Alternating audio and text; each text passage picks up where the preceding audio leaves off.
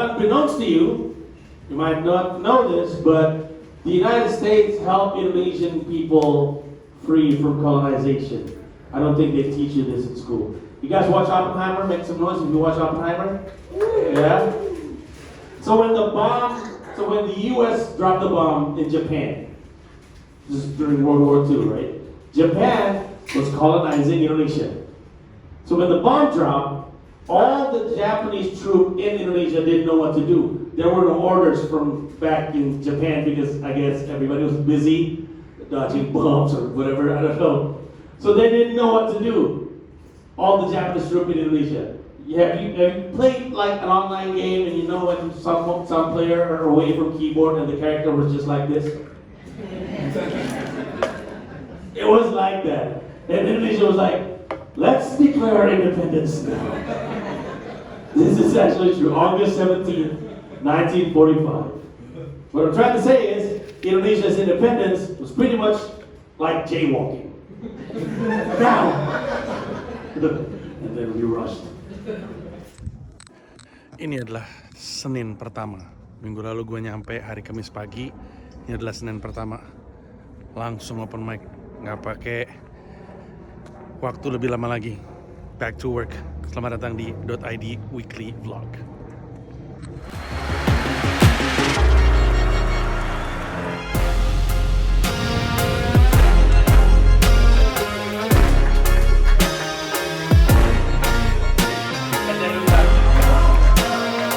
Officially my first ever payment.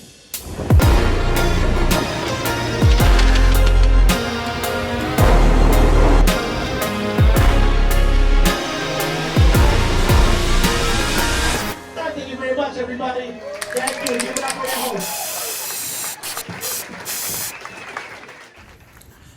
Ini benar-benar minggu yang sangat seru. Banyak sekali hal-hal menarik, ada banyak cerita, ada banyak bintang tamu atau cameo di episode ini. Benar-benar episode yang tepat untuk menggambarkan masuknya gue ke season berikutnya, ibaratnya Premier League atau NBA ya. Gue akan ngitungnya kan per September karena anak-anak sekolahnya libur Juli Agustus tuh breaknya kayak NBA season gitu atau kayak Premier League ada breaknya September lanjut terus. Walaupun sebenarnya gue nyampe sini dari Januari sih, hitungannya harusnya Januari per Januari, tapi breaknya anak-anak itu terasa kayak break seasonnya gue, jadi gue anggap season barunya tuh September. Nah ini episode sangat menggambarkan serunya memulai season baru. Persis kayak musim barunya Manchester United. Mulai-mulai langsung tolol. Tapi mari kita mulai. Kita mulai dari hari Senin. Hari Senin gue mau atau memutuskan untuk open mic ke St. Mark's Comedy Club. Ini kali pertama gue open mic di situ. Kalau yang nonton rutin.id Weekly Vlog tahu bahwa gue pernah sekali manggung di St. Mark's Comedy Club. Waktu itu ada acara Drunk Debates di mana gue stand up di situ. Bahkan video utuhnya lo bisa tonton di YouTube gue gratis, bukan untuk member. Panji at St. Mark's Comedy Club. Itu durasinya mungkin sekitar 12 menitan. Dimana sebenarnya gue basah kuyup karena sebelumnya barking dulu di pinggir jalan jualan tiket karena yang nonton dikit. Tapi ada rame juga penontonnya waktu itu mungkin sekitar 12. Terus ada 10 komika. Jadi lumayan lah suara ketawanya. Nah, gue untuk pertama kalinya open mic di situ. Harusnya gue ketemu dengan seorang kawan. Hari Minggunya, sehari sebelumnya, gue dapat WhatsApp. Masku, aku menuju New York. Betul sekali.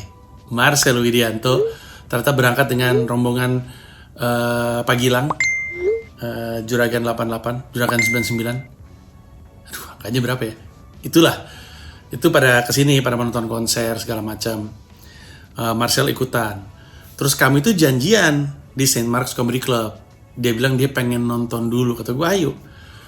Bukan cuma dengan Marcel, gue janjian dengan seseorang. Dia adalah seorang perempuan dari Stand Up Indo Solo. Namanya Saprila, lagi kuliah S2 di New York. Dan dia berencana untuk jadi bagian dari Stand Up Indo NYC. Syaratnya 5 kali open mic.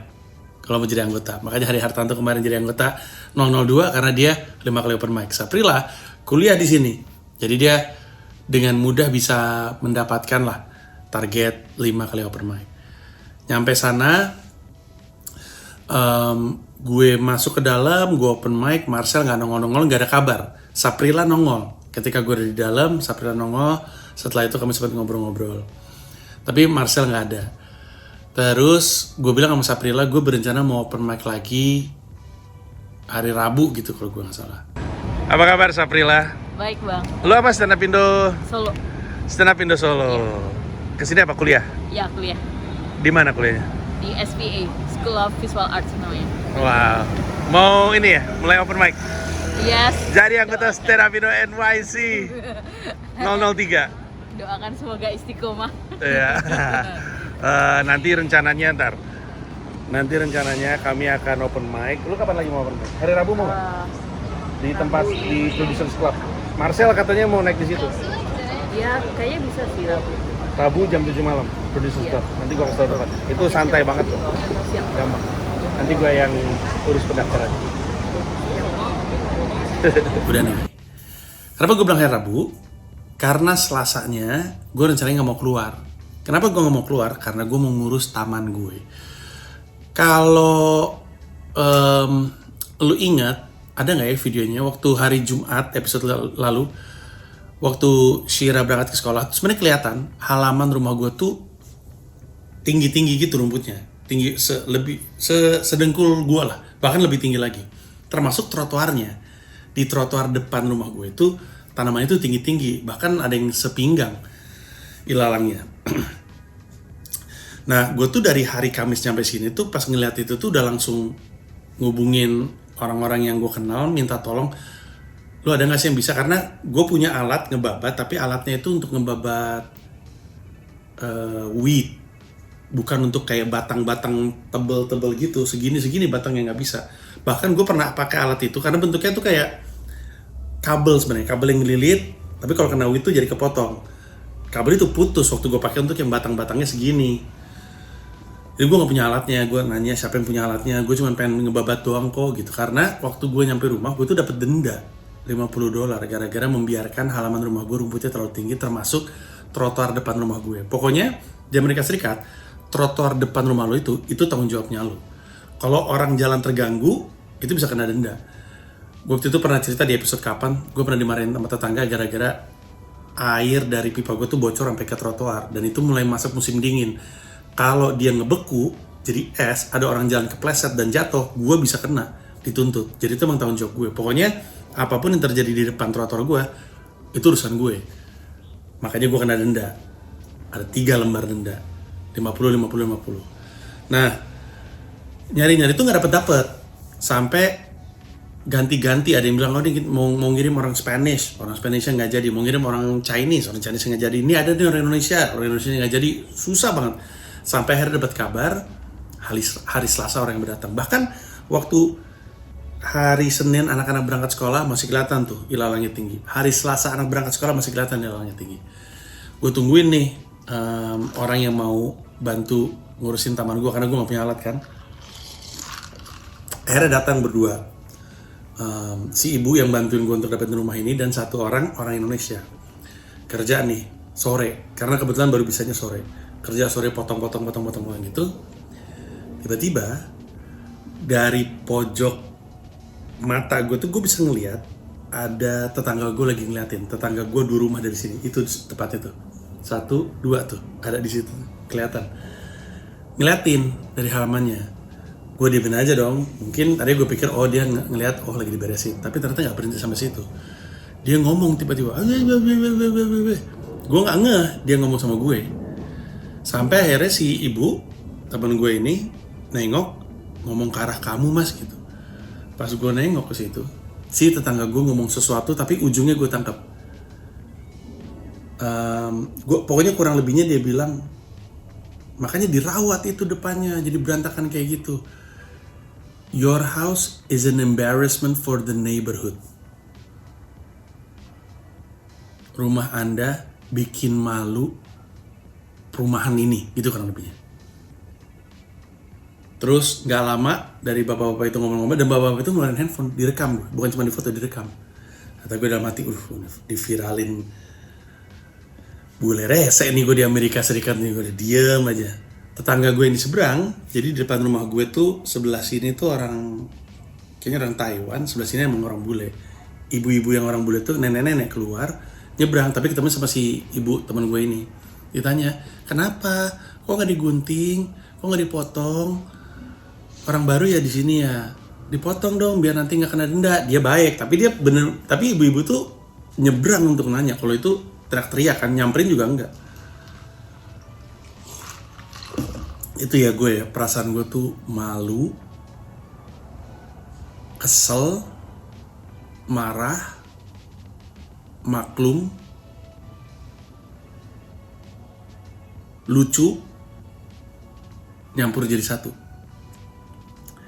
Malu karena ya gimana coba, itu kalau bapak itu sampai ngomong-ngomong kayak gitu, mungkin ketua RT kali, gue nggak tahu tuh, ngomong-ngomong kayak gitu, tetangga sampai lewat gitu, sampai ngomong embarrassment to the neighborhood, berarti emang semuanya pada ngeh. Dan memang harus gue akuin, untuk yang nonton Dota di Weekly Vlog pasti tahu bahwa area perumahan gue tuh sebenarnya asri sekali, cantik sekali, taman-tamannya dirawat bagus banget, kecuali si rumah gue ini memang, karena gue setahun kebelakangan tuh nggak sempat ngeganti jenis rumput rumah gue gitu loh, untuk jadi rumput kecil-kecil gitu, tau nggak? Kayak tetangga-tetangga itu belum sempet, nggak sempet ngecek harga. Jadi ya emang malu sih kalau dibilang bikin malu neighborhood, gue ngerti karena memang asri sekali itu perumahan, kecuali rumah gue. Kesel karena gue tuh nitip rumah gue sama landlord gue, sama agent gue, tolong ya jagain rumah gue ini, gue cabut 2 bulan loh. Dan itu kan mundur juga jadi 3 bulan kan. Tapi dia nggak ada tuh ngeceknya, nggak ada. Sekalinya gue paksa untuk tetap datang untuk ngelihat, siapa tahu ntar ada pipa bocor apa segala macam. Dia nggak mungkin nggak ngelihat kondisi tamannya, tapi nggak lapor apa-apa. Gue pas nyampe rumah tuh gue bilang, ini ada tempelan denda loh di depan, lu nggak ngelihat? Oh sorry, gue nggak masuk dari depan, gue masuk dari belakang.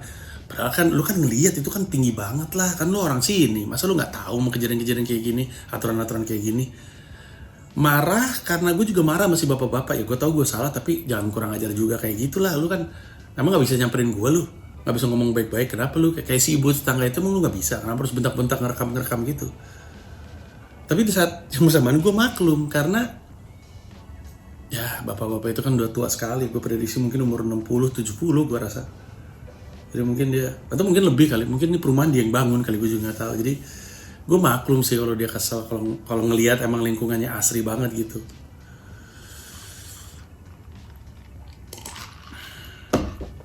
Tapi dipikir-pikir lucu juga tuh, pasti bisa gue jadiin joke tuh. Jadi sesuatu lah, pasti bisa tuh. Tapi untungnya Selasa itu bagian trotoarnya udah rata. Besoknya pagi-pagi si orang Indonesia yang bantuin gue itu datang, terus ngebabat halaman gue. Terus si tetangga gue itu nongol dari pintunya tuh, kata si bapak yang bantuin gue, diintip lagi waktu itu, tadi dari sana gitu. Terus istrinya kayaknya nyamperin, terus gitu ngajak ngobrol. Kenapa kok nggak dipotong? Terus dijelasin, ya soalnya teman saya ini 3 bulan nggak di sini gitu, udah dititipin tapi nggak diapa-apain. Oh gitu, pergi. Terus ada tetangga lagi lewat, ditanya, dipotong juga nih? Gitu. Yang berarti emang satu lingkungan tuh udah resah sama rumah gue. Malu banget sebenarnya gue pikir-pikir, rumah gue dikenal berantakan gitu. Malu kalau pikir-pikir. Tapi sekarang udah rapi, udah benar, udah oke, dah kelar lah. Gue rasa respon terbaik terhadap si tetangga gue yang kayak gitu ya I have to be better aja. Kemarin gue bisa ngecek tuh, gue manggil namanya Louis the Landscaper, orang Spanish atau orang Meksiko ya, gue juga gak tahu. Gue nanya, ini rumput-rumput yang kayak ilalang ini kalau lu angkat, lu ganti dengan rumput yang kecil-kecil kayak tetangga gue ini, berapaan? Dia hitung, dia bilang, pekerjanya 1 hari saja, saya akan bawa tenaga kerja 7-10 orang, total $3.000. Mati gue.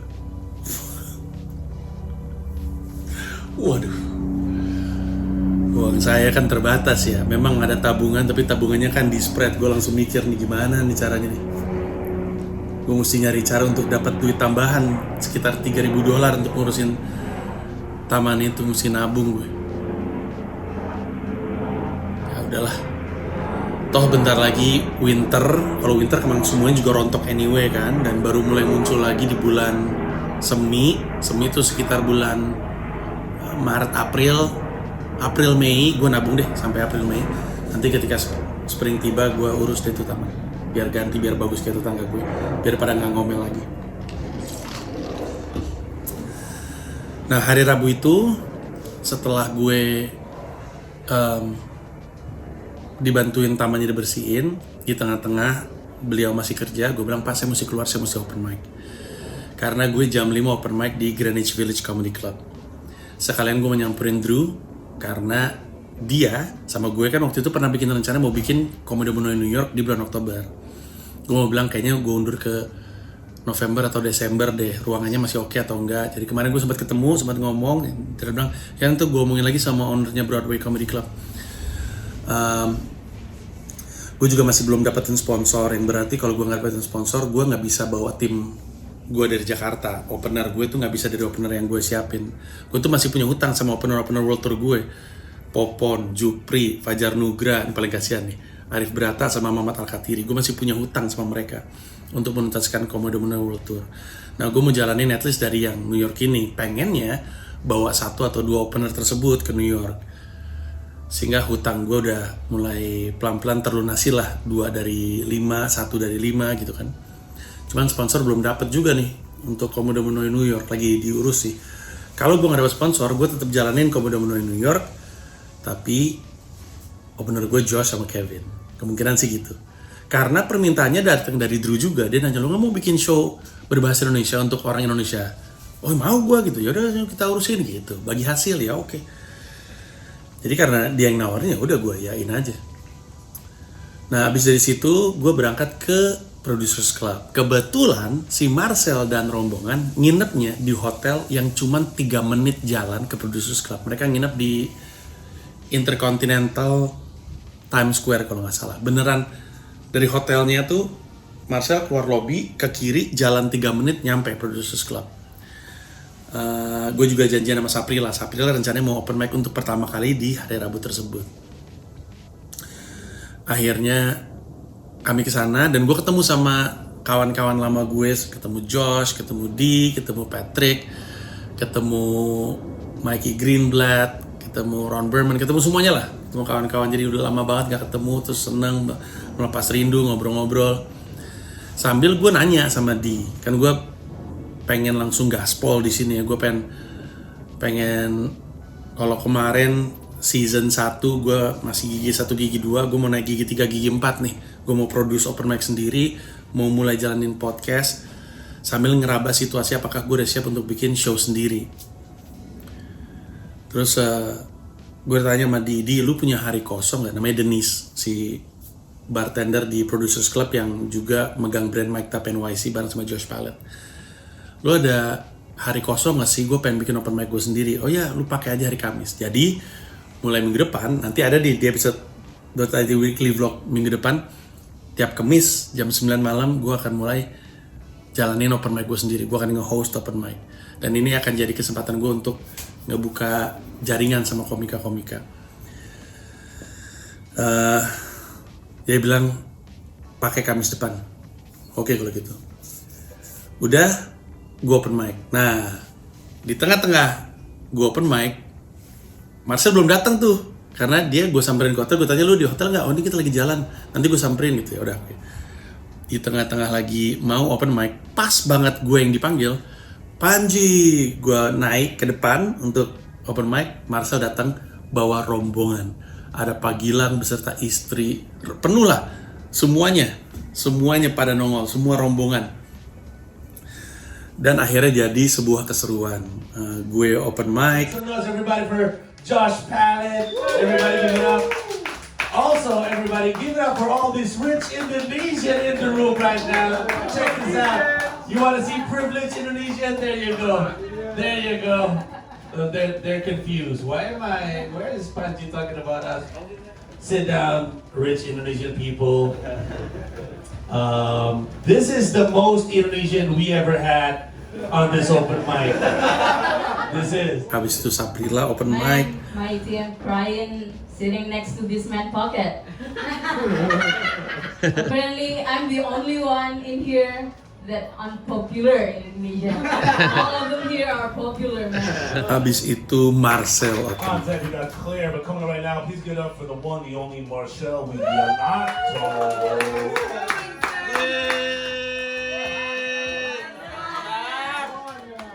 Oh, I'm sorry, he didn't make it here tonight. Cepetan. Marcel!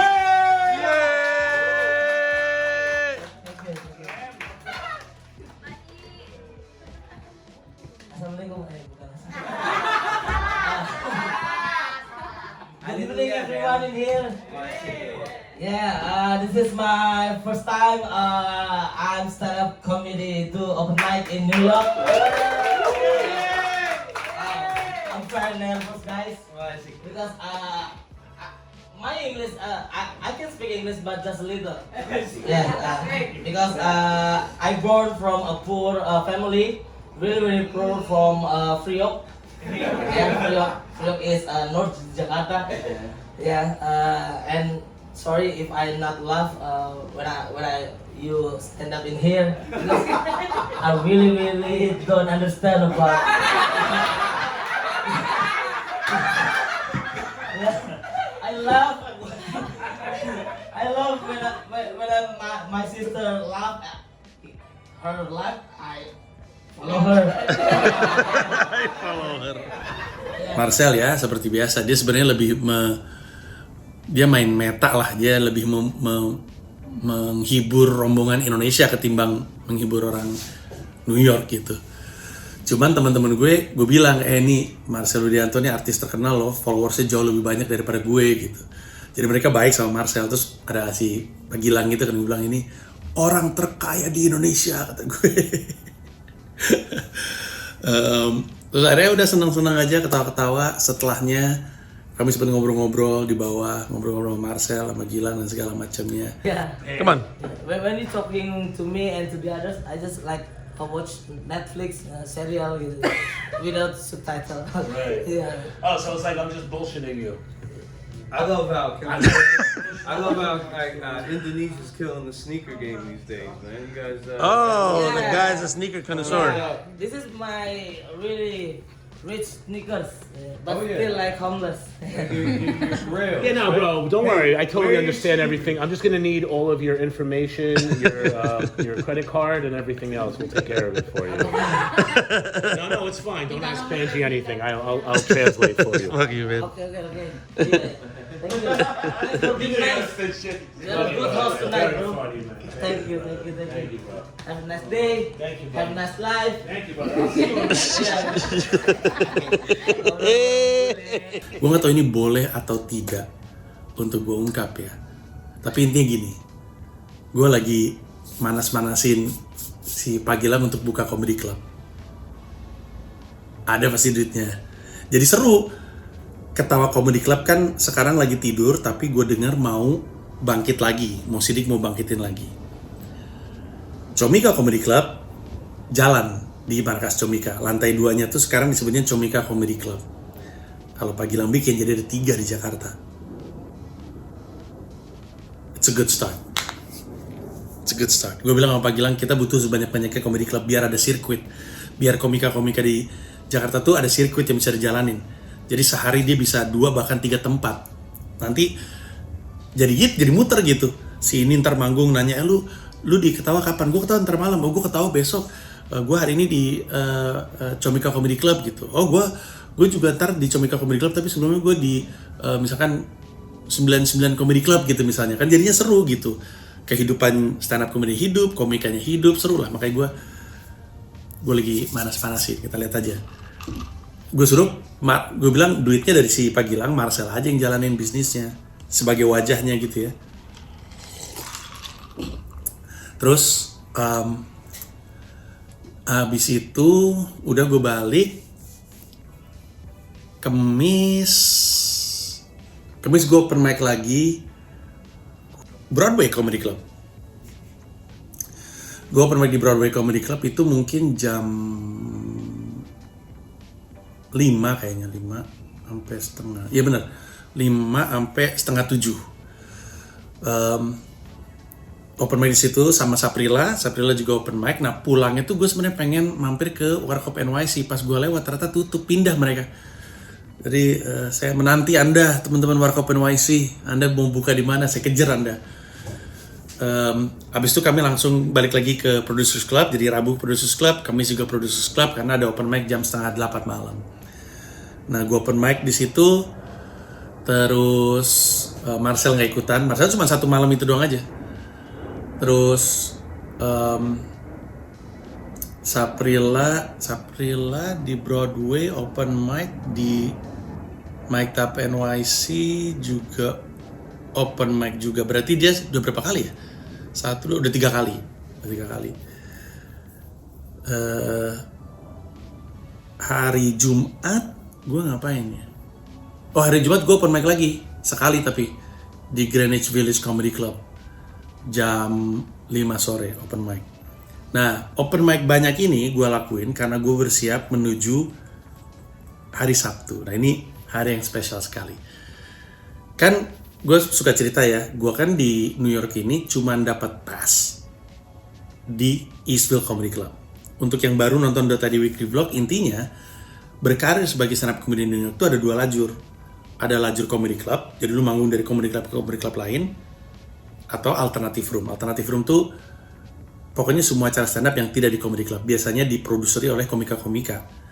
Kenapa ada alternative room? Karena nembus comedy club susah sekali. Lu nggak bisa serta-merta gue pengen manggung lu, nggak bisa. Lu harus ditelepon. Kalau lu nggak ada yang nelpon, nggak ada yang ngajak, nggak ada yang audisi, nggak bisa manggung. Nah, gatekeeping yang ketat ini membuat susah sekali untuk nembus di comedy club. Ada 30-an comedy club di New York, dan ada level-levelnya, ada yang di Manhattan, ada yang di East, ada yang di Brooklyn, konon, atau setidaknya komika-komika di New York sih ngerasanya yang ada di Brooklyn itu levelnya nggak sama kayak yang di Manhattan. Di antara comedy club yang ada di Brooklyn, ada 3 setahu gue, ada Tiny Cupboard, ada Eastville Comedy Club, ada Brooklyn Comedy Club. Cuman 1 yang gue udah dapet pass, yaitu di Eastville. Lu tonton aja .id weekly vlog, entah episode berapa, gue sempat disuruh datang.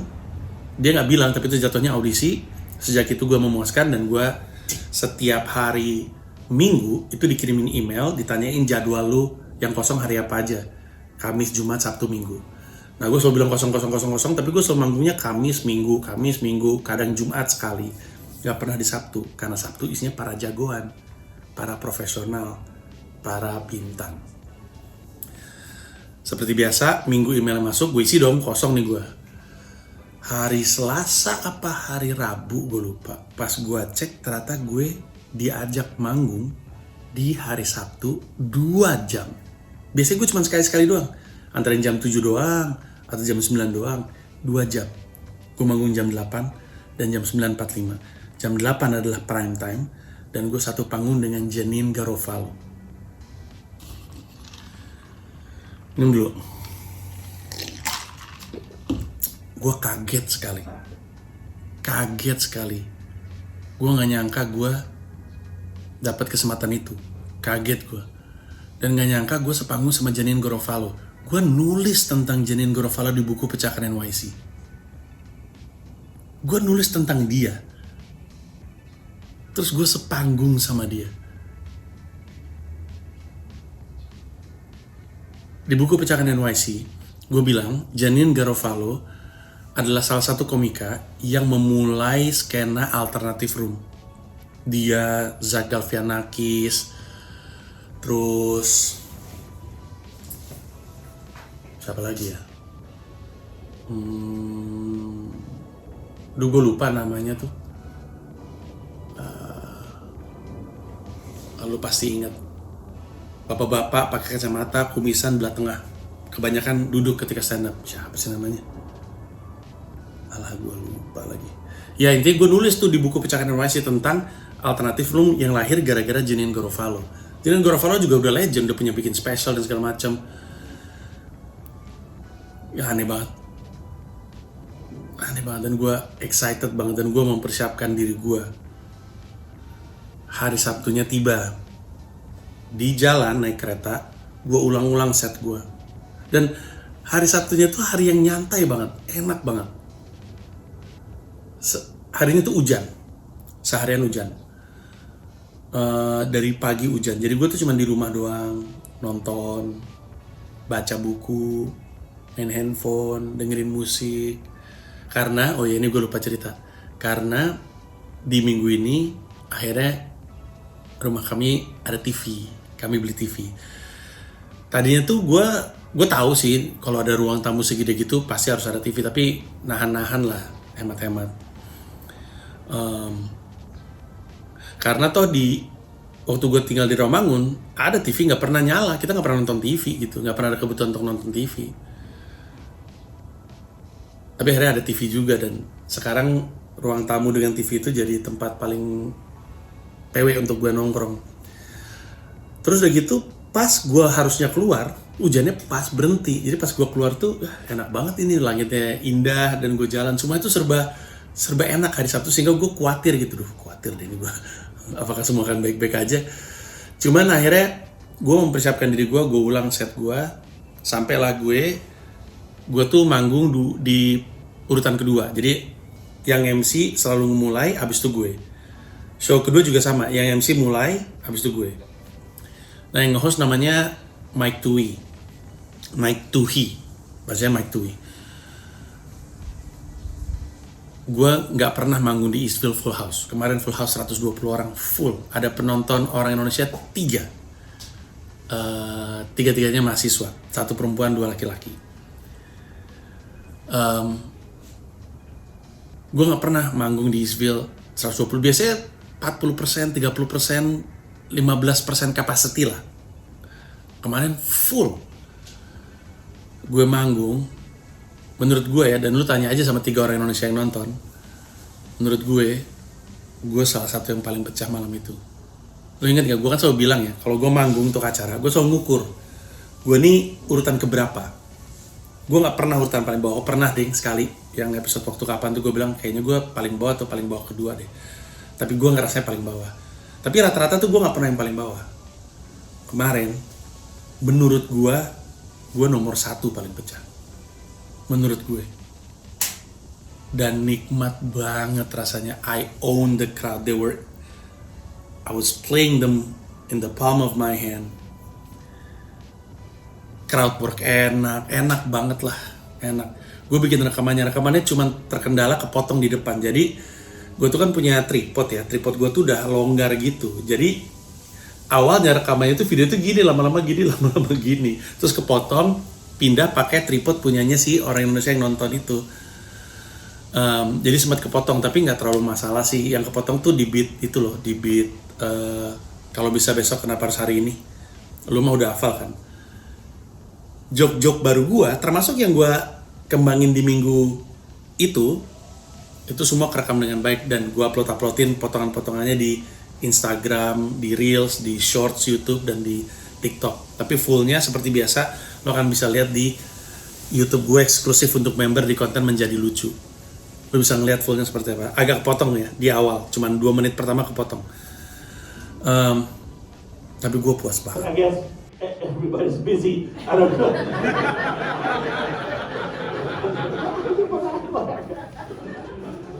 So all the troop in Japan had no idea what to do. It was weird. It's like if you guys play an online game and you know if one player was away from keyboard and the character was like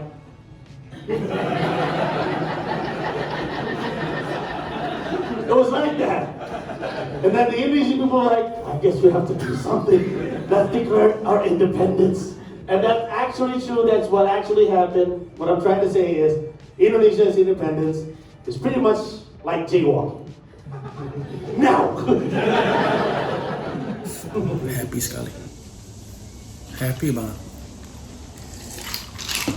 Show kedua yang jam 9.45 mirip kayak show gue biasanya. 40% capacity. Kadang kena, kadang enggak. Gue agak kaget karena malam yang sama, bawa joke yang sama, responnya nggak kena. Gue akhirnya coba untuk pivot, gue ganti sama joke lain, coba untuk dapetin ini. Mereka senangnya joke kayak apa ya? Tapi gue nggak, karena gue kaget sama responnya, gue nggak tenang, mulut gue belibet, gue nggak terlalu oke lah di yang show kedua. Lumayan, dan masih lebih baik daripada, at least daripada Mike Tui. Tapi yang prime time itu sih, yang sama Janine Garofalo. Jadi setelah Mike, gue Janine, jadi gue nonton semuanya by the way, yang di prime time jam 8. Lucu sih Janine Garofalo waktu kan kita gantian kan, jadi Janine ngeliat set gue, setidaknya tipis-tipis yang di belakang. Dia bilang, hey good job, dia bilang kayak gitu. Terus you're on next after me. Iya, dia bilang, tapi ini gue lagi ngembangin lah, nggak usah buang-buang waktu lu untuk nonton gue, gitu kata dia. Lucu banget, humble banget. Gue tonton anyway. Cuman kayaknya kebanyakan crowd di situ pengen nonton Janine Garofalo sih.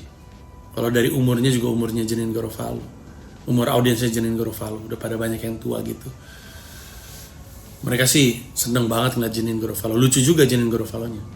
Tapi stylenya tuh bener-bener ya, kalau lu baca buku Pecahkan NYC, khas komika-komika yang sering manggung di alternative room. Kalau komika di comedy club, karena orang bayar mahal untuk nonton stand up comedy, mereka tuh harapannya tuh, ayo bro, punchline gitu. Kalau di alternative room tuh orang bisa punya kemampuan untuk lebih leluasa, lebih lega. Mark Maron, itu dia tadi nama yang gue tunggu. Mark Maron kan gitu kan, conversational, ngobrol. Janine Garofalo juga kayak gitu. Zach Galifianakis tuh eksperimental. Jadi ya seru lah. Pulang dari situ gue happy banget, tapi gue bingung mau berbagi kebahagiaan sama siapa. Karena gue nyampe sini orang-orang udah pada tidur, dan gue sebenarnya ngantuk di jalan, capek banget. Tapi gue happy banget, bikin semangat gitu. Tahun pertama gue dapat pass di Eastville Comedy Club.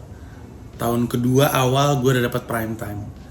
Gue berharap di tahun kedua ini dapat prime time dan headlining, walaupun showcase ya. Kalau showcase mah yang terakhir belum tentu yang terlucu, namanya juga showcase kan. Janine Garofalo aja urutan ketiga dari 5. Tapi gue berharap dapat pass di comedy club lain lagi, di Manhattan misalnya.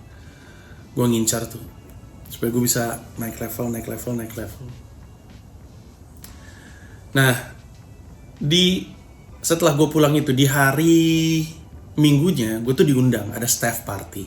Jadi, pas hari Kamis atau hari Jumat, ada email masuk dari Eastville Comedy Club. Anda diundang untuk datang ke annual staff party kami. Confirm atau enggak? Gue tuh sebenarnya gak suka party kan. Bingung gue di party. Tapi ini adalah comedy club yang ngasih gue peluang untuk bisa manggung di comedy club. Dan kemarin baru aja ngasih gue kesempatan untuk ngisi prime time-nya di Sabtu. Ya datang lah gue. Gue berangkat ke sana, udah membayangkan yang terburuk lah. Udah membayangkan gue bakal sendirian.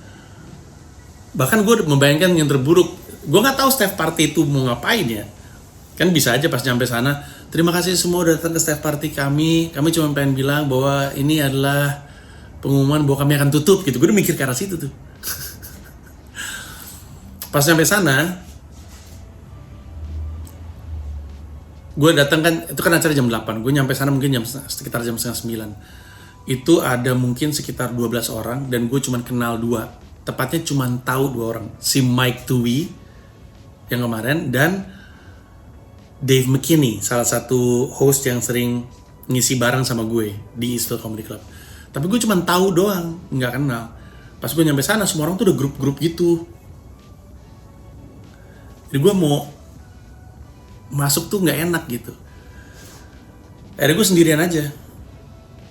Gue nggak masalah sih sendirian. Yang penting gue datang, gue nongol, gue kenalan.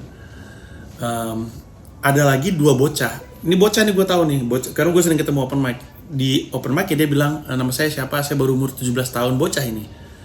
Tapi bocah ini juga salting nggak jelas gitu. Kan ada lagu Queens Don't Stop Me Now, terus dia air gitar nggak jelas gitu, terus temennya satu lagi gini-gini, berusaha salting aja menurut gue, nggak tahu mau ngapain. Kata gue juga salting sih, tapi gue nggak kayak gitu, mending gue main handphone aja deh. Sepanjang acara, gue nggak ngobrol sama siapa-siapa, nggak ada yang ngajak gue ngobrol juga.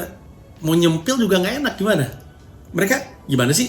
Ini mereka bertiga, berempat, ngobrol-ngobrol kayak gitu di depan, ada yang ngobrol juga berlima, berenam. Mau nimbrung ngapain coba? Iya. Hah? Oh iya saya Panji gitu. Ngapain coba? Nggak ada yang idle, artinya nggak ada yang sendirian, nggak punya temen. Kalau ada gue samperin.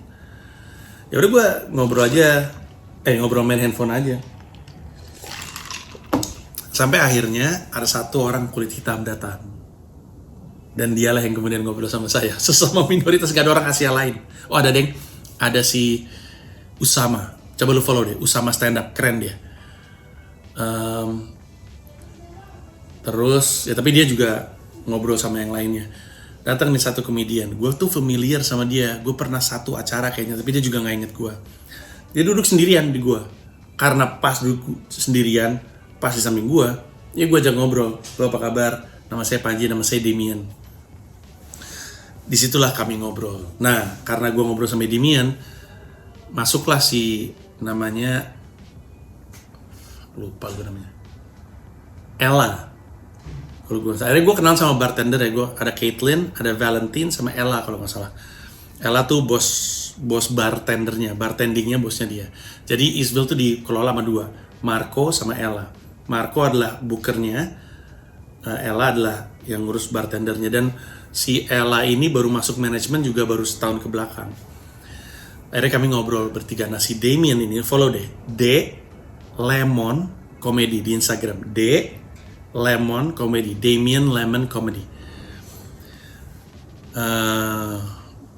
Dia baik karena dia ngobrol sama gue, dan dia pintar. Jadi Demian sama si Ella ini ternyata udah kenal dari lama. Demian, gue nanya sama Demian, ini pokoknya obrolan ini akhirnya membuat gue punya wawasan soal Eastville Comedy Club. Gue nanya sama Demian, lu sering di sini? Gue udah manggung di Eastville dari zaman mereka masih di Manhattan.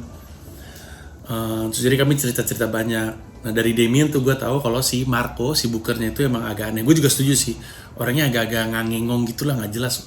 Waktu pertama kali gue manggung untuk audisi, dia nyuruh gue untuk manggung dan live streaming, tapi sistem penjualannya nggak jelas. Akhirnya acara live streamingnya juga nggak jelas, gitulah, kasihan tuh penonton gue. Tapi dia bilang, gue katanya si Demian, gue udah diajak sama Marco ke Eastville Comedy Club yang di Manhattan, di East Village, zaman masih kosong. Jadi si Marco bilang, ini nanti bakal ada ini, nanti bakal ini. Gue tuh udah diajak, tapi selama 3 tahun mereka di East Village, gue cuma sekali manggung, nggak jelas tuh. Gue juga nggak tahu kenapa. Tapi ketika pindah ke sini, gue jadi sering. Nggak tahu, kayaknya ada yang rekomendasi gue dan gue jadi sering kepake di sini. Emang aneh Marco bilang kayak gitu. Terus dari obrolan dengan Demian sama Ella juga gue tahu bahwa si Eastville Comedy Club itu emang sempat punya masalah sama bartending. Mereka tuh, dan gue juga selama setahun kemarin ya, waktu awal-awal tuh bartender itu ganti mulu dan sering telat. Open mic harusnya buka jam 6. Komika-komika udah nunggu di luar dari jam 6 kurang. Bartendernya nggak datang, terlambat. Gue tuh sempet bikin joke, ini tempat kok bartendernya ganti mulu ya? Ini tempat makan bartender atau gimana sih? Dikunyah kali sama mereka atau gimana? Makanya Ella bilang kita mau perbaiki karena ada reputasi buruk terhadap Eastville, kata dia. Kata Ella, apa tuh reputasi buruknya? Katanya kita adalah third tier comedy club. Persis yang kayak tadi gue bilang, komika-komika di dunia itu ngerasa yang di Brooklyn tuh nggak oke. Padahal menurut gue ya, roomnya enak, ukurannya oke, 120, padat, manjang ke samping gitu, kayak di markas Comika, tapi lebih manjang lagi karena 120 kapasitasnya. Backdropnya paling cantik menurut gue di antara semua comedy club, termasuk dibanding Cellar. Backdropnya Eastville Comedy Club yang kayak bata putih, kayak subway gitu, terus ada hijau, terus ada Eastville, paling cakep menurut gue. Cuman komika-komika banyak yang nggak mau di situ katanya. Terus mereka lagi ngebangun reputasi. Terus dia bilang, ini tuh sebenarnya adalah staff party pertama kami. Gue tuh udah pengen bikin dari kapan tahu. Dari pertama kali gue nge-manage bar ini, gue udah pengen bikin. Cuman gue tahu reputasi kami, jadi kami mau ngebangun kepercayaan dulu. Setahun kemudian sekarang akhirnya kami bikin. Dia bilang kayak gitu. Kami pengen berterima kasih sama komika-komika yang udah mau manggung di sini, yang udah percaya sama kami gitu. Terus gue bilang, oh dengan senang hati kalian ngasih first break ke gue. Kita berdua mirip Ella. Lu juga baru setahun di sini, gue juga baru setahun di Eastville. Jadi ya saling bantu lah gitu. Terus nggak lama dari gue ngobrol-ngobrol gitu, rombongan udah pada mulai cabut. Terus si Marco mulai cabut, terus Damien misah ngobrol sama yang lain. Terus gue pikir udahlah, gue udah di situ sekitar 2 jam. Gue datang jam 8:30, 9:30, 10:30, 11, akhirnya gue mutusin untuk pulang. Cukup lah 2 jam. Udah ngobrol, udah dapat banyak wawasan soal Eastville juga udah. Akhirnya gue pulang. Tapi harus gue akuin, duduk di sebuah party sendirian gak jelas tuh emang agak-agak baru untuk gue. Gue emang gak pernah suka ke party memang. Tapi setidaknya kalau Panji yang di Indonesia ke party gak sendirian pasti. Ada aja yang nyamperin gue, ada aja yang gue kenal. Jadi lucu, baru aja 1 hari sebelumnya gue ngerasa I'm on top of the world. Hari keduanya gue diingatkan bahwa I'm not really anybody, bukan siapa-siapa gitu. Dan berada satu acara sama Janine Garofalo tuh, balik lagi gue ngerasain sesuatu yang gue sering bilang tuh, so close yet so far. Kayak gue so close gitu, gue bisa satu panggung sama Janine Garofalo, tapi so far skill wise. Kok bisa gitu ya? Kok gue bisa deket banget sama Janine Garofalo, tapi skill set bisa jauh. Sama kayak waktu itu gue pernah cerita satu panggung sama Sam Ike. Kok gue bisa deket banget sama ini orang dengan skill set kayak gini, tapi kok jauh banget ilmunya sama gue. Seru sih.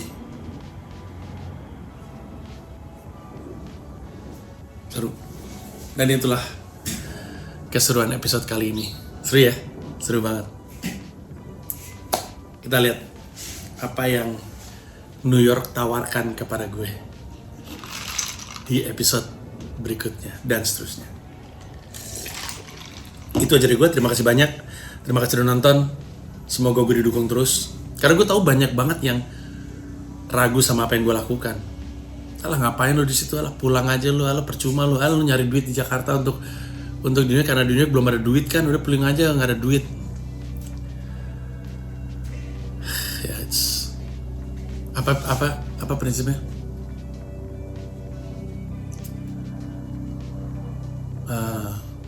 Lebah nggak perlu meyakinkan lalat bahwa madu lebih enak dari tai. Bees don't waste their time convincing flies that honey tastes better than shit. Beda. Orang-orang yang ragu sama perjuangan gue ini emang beda cara pikirnya. Kalau mereka pikir gue nggak bisa, kalau mereka bilang nggak mungkin, tuh nggak mungkin untuk dia, bukan untuk gue. Nah kemarin gue dapat sampel akan apa yang bisa gue capai, and I know I can do it. I know I can feel it. Gue percaya dengan etos kerja gue. Gue mungkin bukan yang paling lucu di Indonesia atau bahkan mungkin di New York, tapi nggak ada yang bisa ngalahin kerja keras gue. Di Indonesia jelas nggak ada yang ngalahin kerja keras gue. Kan udah pasti gue bukan yang paling lucu, karena lucu-lucuan mah relatif lah ya. Tapi yang membawa gue sampai seperti ini tuh emang kerja keras aja. Gue jamin dah. Nah di New York juga setelah gue lihat komika-komika lain, gue bisa lawan kerja keras mereka. Banyak yang gak kerja keras malah. I can do it. Mungkin butuh waktu, but I can do it. It's coming. Wait and see. Sampai ketemu minggu depan. Bye-bye.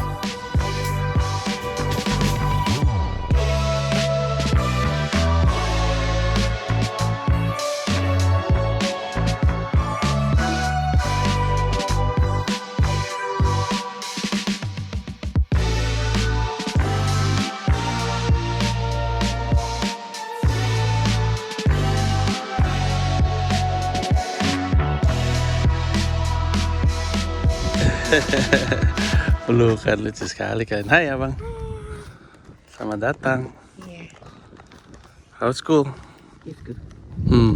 Terima kasih banyak udah nonton video ini sampai akhir. Mau mengingatkan saja bahwa seluruh video gua stand up di New York City bisa lu akses dengan menjadi member YouTube gua. Ada 3 level, ada yang Rp30.000, Rp125.000, ada yang Rp1,5 juta, masing-masing punya manfaat sendiri-sendiri. Tapi yang pasti dari yang Rp30.000 lu udah bisa akses semua video stand up gue di New York City tanpa disensor, tanpa dipotong, termasuk video-video yang sebelumnya. Terima kasih sekali lagi. Nah, inilah pertanda bahwa Halloween telah tiba. Halloween telah tiba. Halloween telah tiba. Takut, takut.